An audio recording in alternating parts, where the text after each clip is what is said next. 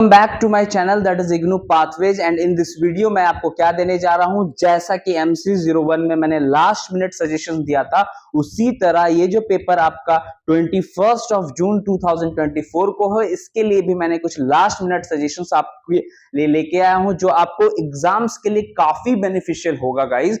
जिसमें मैंने total 16 questions मैंने रेडी करा है। जैसा कि आपने पहला पीडीएफ भी देखा था, उसमें भी मैंने 16 क्वेश्चन दिया। दोनों पीडीएफ काफी ज्यादा इंपॉर्टेंट है। अगर ये पीडीएफ आप करते हैं तो एग्जाम्स में जैसे MC01 में आपने देखा, वो सारे क्वेश्चंस आपको MC021 में भी देखने को मिलेगा। ये पेपर का नाम क्या है? ये पेपर का नाम है मैनेजरियल इकोनॉमिक्स। अब वीडियो को बिना लेट किए, क्योंकि एग्जाम बिल्कुल ही नजदीक है और मैं वो ऑथेंटिक इंफॉर्मेशन, वो 16 क्वेश्चन आपको प्रोवाइड करता हूं और उसको क्वेश्चंस को हल्का फुल्का मैं एक्सप्लेन कर दूंगा। इसके पीडीएफ्स अवेलेबल है। वीडियो पे जो नंबर चल रहा है उस पर आपको मैसेज करना है और ये पीडीएफ आपके पास होगा with some nominal amount of fees. ठीक है, अब हम लोग देखते हैं।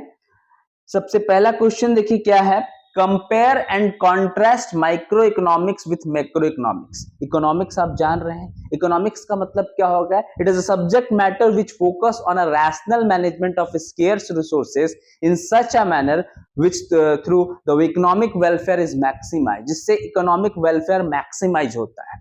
जिसमें हम 5 सब्जेक्ट मैटर्स के बारे में पढ़ते हैं: consumption, production, exchange, distribution and public finance. और ये पांचों सब्जेक्ट मैटर आपको 2 पार्ट्स में क्लासिफाई किया गया है, एक माइक्रो इकोनॉमिक्स में और एक मैक्रो इकोनॉमिक्स में। माइक्रो इकोनॉमिक्स पार्ट जो है वो इंडिविजुअल बिहेवियर को रीड करता है और जो मैक्रो इकोनॉमिक्स पार्ट है वो एग्रीगेट बिहेवियर को रीड करता है। और इन दोनों बिहेवियर का अलग अलग रोल है हमारे पूरे इकोनॉमी में। इकोनॉमी क्या होता है? An area where you earn your livelihood by performing some economic activities. फिर दूसरा क्वेश्चन देखते हैं। इसके ये जो क्वेश्चन आ सकता है ये 20 मार्क्स का आ सकता है। काफी इंपॉर्टेंट है ये क्वेश्चन, एकदम इसको करके जाइएगा बिना स्किप किए। ठीक है, दूसरा क्वेश्चन देखिए, मैंने उस वाले पीडीएफ में भी दिया था और यहाँ पे भी मैं दे रहा हूं क्योंकि इंपॉर्टेंट है। ठीक है, इसमें मैनेजरियल इकोनॉमिक्स एक लिंक अदा करता है अपने ट्रेडिशनल इकोनॉमिक्स और डिसीजन साइंस के बीच में, जो बिजनेस डिसीजंस के लिए काफी हेल्पफुल होती है। ठीक है, क्वेश्चन नंबर 3 देखिए। कुछ शॉर्ट नोट्स है जिसको आपको कह दिया जाएगा कि 200 वर्ड्स में लिखना है या 150 वर्ड्स में लिखना है, लेकिन मैक्स आपको 200 वर्ड्स लेके चलना है, इसीलिए मैंने स्पेसिफिकली 200 वर्ड्स आपको लिख दिया है। जिसमें पहला है द इंक्रीमेंटल कॉन्सेप्ट, दूसरा है अपॉर्चुनिटी कॉस्ट, तीसरा है स्कोप ऑफ मैनेजरियल इकोनॉमिक्स, चौथा है इनविजिबल हैंड, और फिर ये जो लास्ट के 2 है काफी बार पूछा गया है और इसको स्किप बिल्कुल नहीं कीजिएगा। ये जितने भी शॉर्ट नोट्स दिए मैंने बहुत प्रिसाइजली दिए और काफी मेहनत करके दी है और काफी ज्यादा एनालिसिस किया है। और इस एनालिसिस का जो है आपका प्रोडक्टिविटी है वो आपको 21 जून देखने को मिलेगा, क्योंकि पेपर 21 जून है, जिसमें डोमिनेंट प्राइस लीडरशिप और बैरोमेट्रिक प्राइस लीडरशिप आपको देखने को मिलेगा। फिर चौथा है देखिए सेंट्रल प्रॉब्लम या बेसिक प्रॉब्लम कोई भी इकोनॉमी का। प्रॉब्लम्स बहुत सारे होते हैं इकोनॉमिक्स में, हम लोग इकोनॉमिक्स में प्रॉब्लम्स को नहीं जानेंगे तो फायदा क्या है इकोनॉमिक्स का? ठीक है, जिसमें रिसोर्सेस हमारे पास क्या है? लिमिटेड है, बट हमारे वांट्स क्या है? अनलिमिटेड। ये पहला प्रॉब्लम निकल के आता है। Multipurpose of uses of resources, resources का हम मल्टीपर्पज इस्तेमाल करते हैं। बहुत सारे इसमें हम कह सकते हैं प्रॉब्लम्स मैंने इस पीडीएफ में आपको दिया है। इसमें इसके आंसर्स को एकदम डिटेल्ड वाइज पढ़िए और टॉपिक में जितने भी मैंने पॉइंट्स लिखे हैं उसे ब्लैक पेन से आपको लिखना है। ये ब्लैक पेन और ब्लू पेन का इस्तेमाल आपके इस थ्योरी पेपर्स में काफी ज्यादा बेनिफिट होता है। इस पेपर में हम कह सकते हैं कि मिक्सचर है, ये न्यूमेरिकल क्वेश्चंस का भी है, लेकिन न्यूमेरिकल क्वेश्चंस 1 या 2 आ सकते हैं, लेकिन ज्यादा चांसेस है 1 के। इसीलिए मैंने एक न्यूमेरिकल क्वेश्चंस भी आपके लिए रखा है, उसे भी मैं आपको दिखा दूंगा। जिसमें 5वां नंबर क्वेश्चन देखिए, which problem of an economic constitute the subject matter of microeconomics. ये फिर से माइक्रो इकोनॉमिक्स का पार्ट आ गया जहां कंजम्पशन प्रोडक्शन आपको देखना है। ठीक है, फिर क्वेश्चन नंबर 6 देखिए, in a world of just 2 goods where all income is spent on the 2 goods, both goods can not be inferior, true या फॉल्स आपको बताना है। अगर ट्रू लिख रहे हैं आप तो उसको एक्सप्लेन कीजिए, अगर फॉल्स लिख रहे हैं तो उसको भी एक्सप्लेन कीजिए, लेकिन जो भी आप करोगे उसमें एक्सप्लेनेशन आपको करना है। जो भी ट्रू फॉल्स वाला क्वेश्चन आएगा उसमें आपको रीजन देना ही देना है। ठीक है, क्वेश्चन नंबर 7 देखिए, कहता है कि डिमांड कर्व के मूवमेंट्स को, मतलब increase in demand, decrease in demand, extraction of demand, contraction of demand, आपने ये सब पढ़ रखा है 12th के मैक्रो इकोनॉमिक्स में भी, या हम कह सकते हैं बैचलर में भी पढ़ के रखा होगा आपने, ठीक है। मैक्रो इकोनॉमिक्स का पार्ट है जिसमें ये क्वेश्चन नंबर 8 काफी इंपॉर्टेंट है गाइस, इसको स्किप बिल्कुल भी मत करिएगा, जो है law of diminishing marginal return and provide an example of the phenomenon. इस पे आपको शेड्यूल बनाना है। इस क्वेश्चन में 20 मार्क्स आप एकदम आराम से और कम मेहनत में ले आओगे। इसका छोटा सा पार्ट एक्सप्लेनेशन वाला है, ठीक है, जिसमें आपको डिफाइन करना है, फिर उसके हम कह सकते हैं उसका एक डायग्राम आपको बनाना है, फिर शेड्यूल बनाना है, फिर इसका तीनों फेजेस में इंक्रीजिंग रिटर्न में, इसके बाद हम कह सकते हैं increasing rate at increasing rate, और इसके बाद फिर diminishing rate at increasing rate, ये 3 फेज में ये जाता है। ये तीनों फेज को आपको इसमें मेंशन कर देना है और उसका एक्सप्लेनेशन आपको दे देना है, ठीक है। क्वेश्चन नंबर 9 देखिए, explain why a profit maximising firm using only one variable input will produce in stage 2। Stage 2 में ऐसा क्यों होता है? टोटल प्रोडक्ट, मार्जिनल प्रोडक्ट और एवरेज प्रोडक्ट हम लोग इसमें लेके चलते हैं, ऐसा क्यों होता है? इसका एक्सप्लेनेशन मैंने पीडीएफ में रेडी रख दिया है, क्योंकि आप जान रहे हैं लाइट का प्रॉब्लम, और ये मेरे पास इन्वर्टर है, मैं उसके चलते वीडियोस बना रहा हूँ, ठीक है।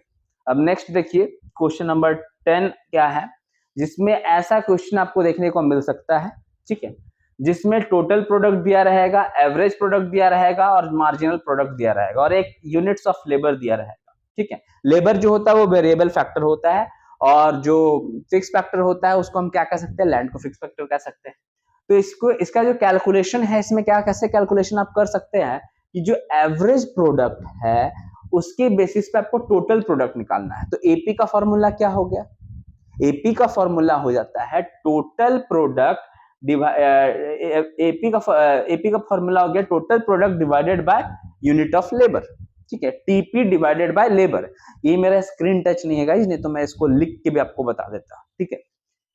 Total product divided by unit of labour. तो जस्ट आप अगर इसका उल्टा करोगे, टोटल प्रोडक्ट निकालने के लिए इक्वेशंस को सब्स्टिट्यूट करोगे, left hand side right hand side लेके जाओगे, तो 40 into 1 करोगे तो टोटल प्रोडक्ट भी आपका 40 आएगा। उसी तरह एमपी है, टीपीएन माइनस टीपीएन माइनस 1 करके आपको एमपी निकाल देना है। ये सारा का मैंने बना रखा है, एक्सप्लेनेशन भी आपको उसमें देखने को मिलेगा, ठीक है। फिर क्वेश्चन नंबर 11 में बढ़ते हैं, जो काफी ज्यादा इंपॉर्टेंट है, अपॉर्चुनिटी कॉस्ट का क्या महत्व है मैनेजरियल इकोनॉमिक्स में, ठीक है।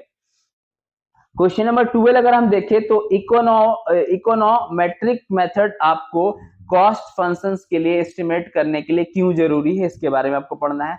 स्विचिंग कॉस्ट जो मैंने उसमें भी दे रखा है और इसमें भी दे रखा है, मतलब समझ रहे हैं कि इंपॉर्टेंट है, इस वजह से मैंने दे रखा है, ठीक है। क्वेश्चन नंबर 14 देखिए, जो कुछ यूनिक टाइप का क्वेश्चन है, और ये है मार्केट से रिलेटेड, क्योंकि जो पहला पीडीएफ आप देख रहे थे उसमें मार्केट के रिलेटेड सारे इंपॉर्टेंट क्वेश्चंस दे दिए, लेकिन मुझे इसमें लगा कि ये भी क्वेश्चन काफी इंपॉर्टेंट हो सकता है और ये आ सकता है, इसलिए मैंने इसे दिया। Suppose a small locality has a single grocery store selling multiple products, और वो अलग अलग प्रोडक्ट्स बेच रहे हैं, क्या वो मोनोपोली में है? अगर वो है तो उस पर आर्ग्यूमेंट्स करना है आपको, उस अपने आंसर्स को लेके, ठीक है, और अगर नहीं है तो क्यों नहीं है, ठीक है।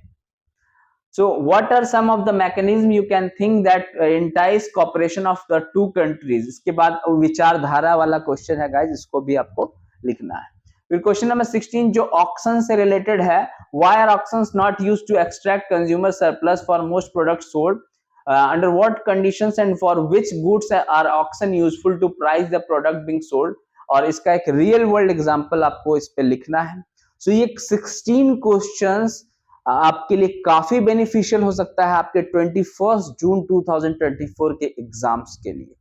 टोटल 32 क्वेश्चंस मैंने प्रोवाइड कर दिए हैं। पहला पीडीएफ में मैंने 16 दिया, इसमें मैं 16 दिया, तो 16 और 16 टोटल हो गया 32 क्वेश्चंस। और जिन भी बच्चों को इसके पीडीएफ चाहिए उसको एक नॉमिनल सा अमाउंट पे करना होगा, जो वीडियो के नंबर चल रहा है उसी नंबर पे आपको मैसेज करना है। और जैसा कि आपने देखा MCU 01 का पेपर कितना बढ़िया गया, कितना अच्छा रिव्यू आपको देखने को मिला। अगर आपने वो वीडियो नहीं देखा है तो प्लेलिस्ट में जाके देख लीजिए, डिस्क्रिप्शन बॉक्स में वो लिंक दिया गया, उस पे देख लीजिए।